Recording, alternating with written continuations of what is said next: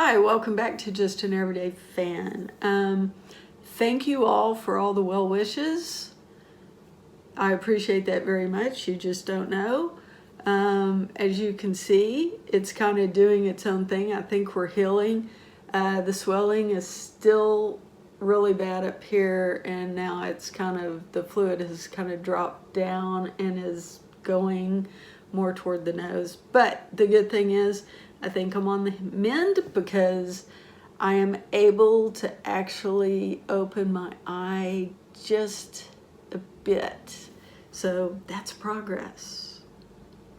Now, with me being out, and I think Thursday night, one of the big trades happened while I was in the hospital. So that I totally, completely missed. Sorry about this, guys. So J.C. Sheldon was traded to the Mystics. Didn't see that one coming either. These are some really interesting trades that are happening. I was able, and thank y'all for pointing me toward the Sue Bird interview with Caitlin Clark. I was able to watch the entire interview. It was really kind of incredible. Now, I don't know Sue Bird, but it was incredible that she was as good of an interviewer as she was. I mean, she really did a great job interviewing Caitlin Clark. I didn't get to know, because I'm new, I didn't get to know Sue Bird during her career or some of the other greats like Maya Moore, Candace Parker, Diane Taurasi. I just did not know their games, so I might have to go back and watch some of their games. As you know, tonight, the Fever take on the Chicago Sky. We have several players that are injured. So, of course, Caitlin Clark, Sydney Colson, who is out with an ACL for the rest of the season, and Ari McDonald with a broken foot. I did not see Sydney's or Ari's injuries occur, so I haven't gone back and watched that game yet. I've been trying to recover and recoup and take it easy. But with Las Vegas, with their win over Seattle the other night, they have actually swapped places in the standings. So Las Vegas has bumped up to number 6. Seattle is number 7. So Vegas is knocking on the Indiana Fever's door for that 5th place. And so the games from here on out, I mean, they're getting tight. Everyone has made trades. So Connecticut has been extremely active. Minnesota's been active. Atlanta picked up some trades. We had the Aces. We had Dallas Wings. We have the Mystics. Everyone is kind of building their teams. Everyone except the Indiana Fever, and I do not get it. So, guys, I know I have been a very negative proponent of Stephanie White. I'm not saying Stephanie White is not a good coach. I'm saying Stephanie White is not the coach I would like to see Caitlin Clark under. I do not think Caitlin is going to ever thrive in this environment. I would like to see a new coach over the Indiana Fever. And I mean, when you think about it, it has to be like, if they were to release Stephanie White, Austin Kelly couldn't even step up, because all he is someone who's trained under Stephanie White for decades, right? So that would just be a Stephanie White 2.0. So we couldn't even do that. So they would have to get rid of Stephanie White, Austin Kelly, and probably his wife. So that would be half the coaching team. And I don't think the Indiana Fever are going to do that. So what are Caitlin's options? Does she have any options? I don't know. I think if I'm Caitlin, I'm going to nurse my injuries. I'm going to make sure I'm 100%. I know with all these other injuries, Stephanie White is probably Now she's probably really active into Caitlin Clark going, hey, we need you back, we need you back, we need you back. How are you doing? How are you doing? And all of a sudden she's going to take concern when she hasn't really in the past. She hasn't done the right things for Caitlin. So Caitlin, I hope that if you're not 100%, do not feel the pressure to return. I hope you stay out. I hope that you convalesce and get yourself to 110% before you come back, because what your fans don't want to see is another injury. We will wait for you. If it's all season and we don't see you till next year, and that means that you come back 100%, we will wait for you. I think I can say that because you have a fan base like no other. They are 100% Caitlin Clark. And it doesn't matter where you are, what team you're on, your fans are going to follow. They're absolutely going to follow.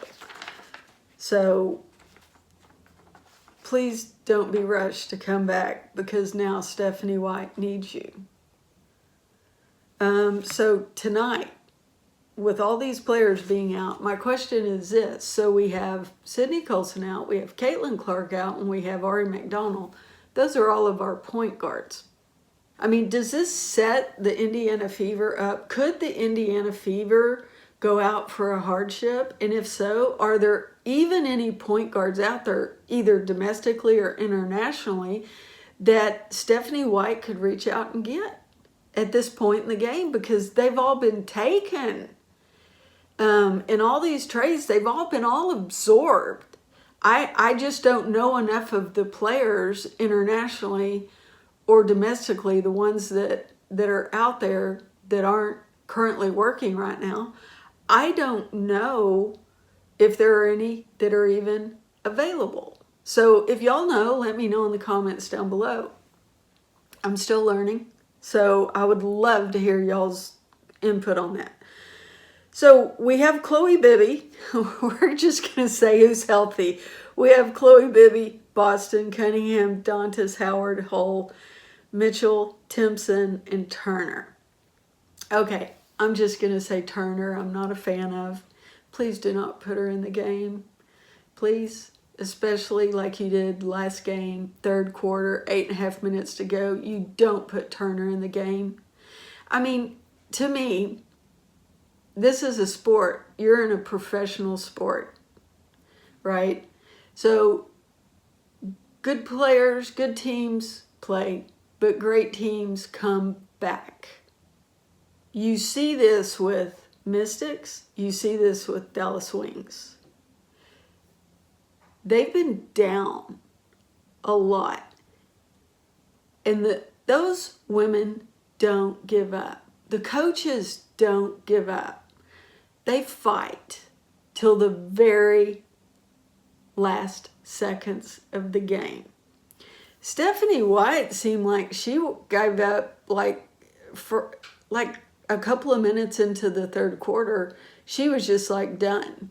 It was just like, we're going to call this a loss. I'm putting Bree Turner in. I'm putting the B team in. I don't understand that. Yes, you're down 30 plus points, but you try to come back. That's when you play through it. That's when a coach comes in and changes things and changes up the offense and the tactics and how they're doing things to try to get something to work. Is it not? Am I foolish to believe that that's what the coaches are there for? Not to pull all the players out and let them sit on the bench and put the B team in to just take the loss? That's what a winning team does to their opponent. So it's not quite so bad. That's not what a losing team does.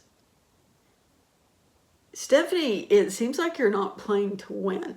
And again, I'm not saying Stephanie is a bad coach. I just don't like her coaching Caitlin Clark and the team. I think the team was more cohesive with the exception of a few people last year, I think the team was more cohesive without Stephanie White. Now, my opinion only, I think a lot of people share that view. I've read all my comments. So the Fever are standing at 17 and 14. And these are all going to be important games.